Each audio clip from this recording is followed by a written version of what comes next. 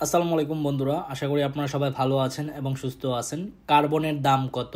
Carbon R15M, এটা Indian ভার্সনের মধ্যে মূলত কার্বন হয়, আর ইন্দোনেশিয়ান হচ্ছে অনলি ব্ল্যাক আইকনিক হয়। তো ইন্ডিয়ান R15M ব্ল্যাক কার্বন বাইকটির প্রাইস কত চলতেছে সেটা আজকের ভিডিওতে বলে দিচ্ছি। ভিডিওটি প্রথম থেকে শেষ পর্যন্ত আপনারা ধৈর্য সহকারে দেখবেন, তাহলে বুঝতে পারবেন। তবে এখনও পর্যন্ত যারা আরমান সারোয়ার ইউটিউব চ্যানেলটি সাবস্ক্রাইব করেন নাই, তারা অবশ্যই আরমান সারোয়ার ইউটিউব চ্যানেলটি সাবস্ক্রাইব করে ফেলবেন, যেন পরবর্তী আপডেট নোটিফিকেশন পেয়ে যান। ইয়ামা R15M ইন্ডিয়ান ভার্সন বাইকটা ব্যাপক চলতেছে বাংলাদেশের বাজারে, কারণ ইন্দোনেশিয়ান বাইকের তুলনায় ইন্ডিয়ান বাইকের বাজেটটা অনেকটাই কম, 1 লাখ টাকার মতো ব্যবধান। বর্তমানে ইয়ামা R15M কার্বন আইকনিক যে বাইকটি দেখতেছেন, এই বাইকটির প্রাইস চলতেছে কত সেটা বলে দিচ্ছি।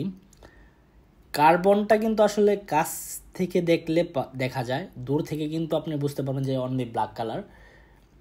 কাছে গেলে ভালো করে লক্ষ্য করলে বুঝতে পারবেন যে এটা কার্বনের কালার। বর্তমানে carbon R15M Indian version BS7 বাইকটির প্রাইস চলতেছে 6,30,000 টাকা আস্কিং প্রাইস। কত টাকা আস্কিং প্রাইস চলতেছে? 6,30,000 টাকা।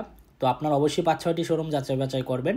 5-6টি শোরুম যাচাই বাছাই করার পর যে শোরুম থেকে মনে হবে কম দামে বাইকটি ক্রয় করা যায়, ওই শোরুম থেকে বাইকটি ক্রয় করে ফেলবেন। তো এই ছিল ইয়ামা R15M ইন্ডিয়ান ভার্সন বাইকটির সম্পর্কে আপডেট প্রাইস।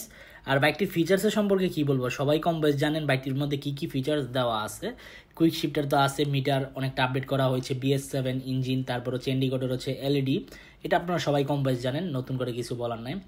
আর কার্বন বাইকটার প্রাইস যে প্রাইস বললাম, অনলি সিলভার কালার যে বাইকটি দেখতেছেন, এই বাইকটির প্রাইস শুনলে আপনার অনেকটাই বুঝতে পারবেন। সিলভার কালার R15M বাইকটির প্রাইস চলতেছে 5,75,000 টাকা আস্কিং প্রাইস। তার মানে কার্বনের জন্য কত টাকা ডিফারেন্স আপনারা বুঝতেই পারতেছেন। তো যাই হোক, এই ছিল আজকের ভিডিওর আপডেট ইনফরমেশন। দেখা হবে ইনশাল্লাহ পরবর্তী ভিডিওতে। সবাইকে অসংখ্য ধন্যবাদ ভিডিওটি প্রথম থেকে শেষ পর্যন্ত দেখার জন্য, এবং আল্লাহ হাফেজ।